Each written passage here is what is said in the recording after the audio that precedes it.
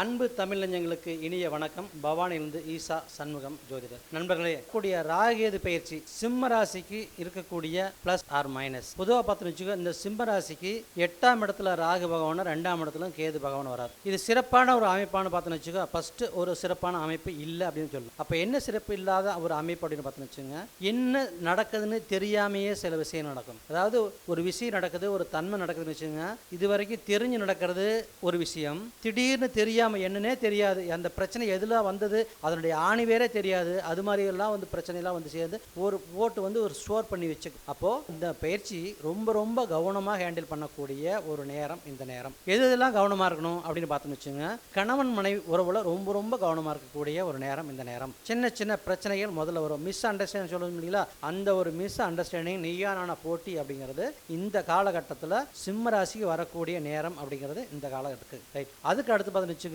நல்ல சிறப்பான அமைப்பு என்னன்னு பார்த்தோம்னா, சிறப்பான அமைப்பு தொழிலெலாம் ரொம்ப நல்லா இருக்கும். ரைட். அதுக்குள்ள பார்த்துன்னு வச்சுக்கோ, உங்களுடைய சகோதரத்துக்கு எல்லாம் ரொம்ப ரொம்ப நல்லா இருக்கக்கூடிய நேரம். உங்க நேரம் பிரகாரம் உங்க சகோதரத்துக்கு ரொம்ப நல்லா இருக்கும். ஆனா பாருங்க, தொழிலில் கொஞ்சம் போட்டி கம்பல்சரி இருக்கும். அந்த தொழில் போட்டி ஜெயிச்சு தான் நீங்க கொஞ்சம் வந்தாகணும். அப்போ அங்கேயும் கொஞ்சம் பிரச்சனை இருக்கும். உங்களுடைய குடும்பமான அந்த குடும்பஸ்தானத்திலையும் கேது பகவான் 2ஆம் இடத்துல இருக்கிறது அவ்வளோ சிறப்பான அமைப்பு இல்லை. கட் பண்ணுவார். கேதுன்னா பார்த்தீங்கன்னா கட்டின்னு சொல்லுவாங்க, அதாவது துண்டாக்குறது கேதுன்னு சொல்லுவாங்க. எல்லாமே வந்து ராகு கேதுன்னு சொல்கிறோமே தவிர அதனுடைய காரகத்தை வச்சு தான் அந்த பலன் சொல்லிகிட்டே இருக்கிறோம். அப்போ கேது எங்கே இருந்தாருன்னு வச்சுக்கோ, அதனுடைய உறவுகளை துண்டிப்பார்னு சொல்லுவாங்க ஜோதிடத்தில். ஆனால் இதை நீங்கள் அப்படியே நீங்கள் அப்ளை பண்ணிக்காதீங்கய்யா. உங்கள் சுயஜாதகம் நல்லா இருந்துன்னு வச்சுங்க, இதை நீங்கள் கொண்டு போக தேவையில்லை. இது வந்து ஒரு 5% மட்டும்தான். இதனுடைய பலன் நாங்கள் அப்படியே சொல்கிறோம். ரைட். அப்போ 2ஆம் இடத்துல இருக்கிற கேது பகவான் உறவுகளை, குடும்ப உறவுகளை துண்டிப்பார். பணம் அப்படிங்கிற விஷயத்தில் பிரச்சனை ஏற்படுத்துவார். அதே மாதிரி உங்கள் ஜாதகத்தில் உங்கள் ராசிக்கு 8ஆம் இடத்துல இருக்கக்கூடிய ராகு பகவான் வச்சுக்கோ, பலவித சிந்தனைகள்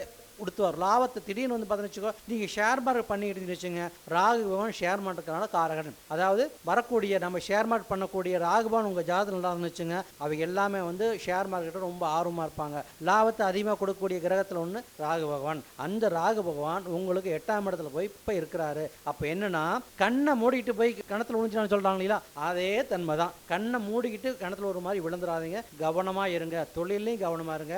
ஏன்னா கொஞ்சம் எதிரிகள் ஜெயிக்கக்கூடிய நேரமாக இருக்கிறதுனால நீங்க தொழிலில் கொஞ்சம் கவனமா இருங்க.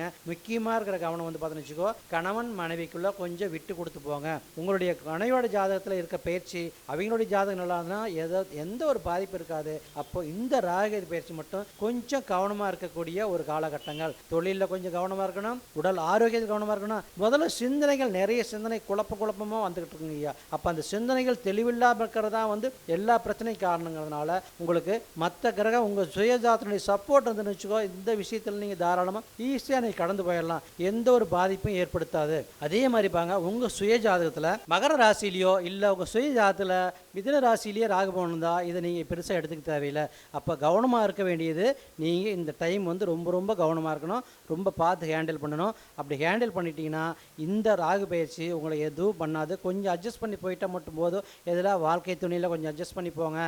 தொழிலில் கொஞ்சம் விட்டு கொடுத்து போனீங்கன்னா நீங்கள் ஜெயிச்சிடலாம். இந்த 1.5 வருஷ காலம் ராகுபவன் இருக்கிற காலத்தில் கொஞ்சம் கவனமாக இருந்தால் மட்டும் போதும். உங்கள் சுயஜாதகம் நல்லா இருந்தால் எந்த பிரச்சனையும் இல்லை. நன்றி, நல்வாழ்த்துக்கள்.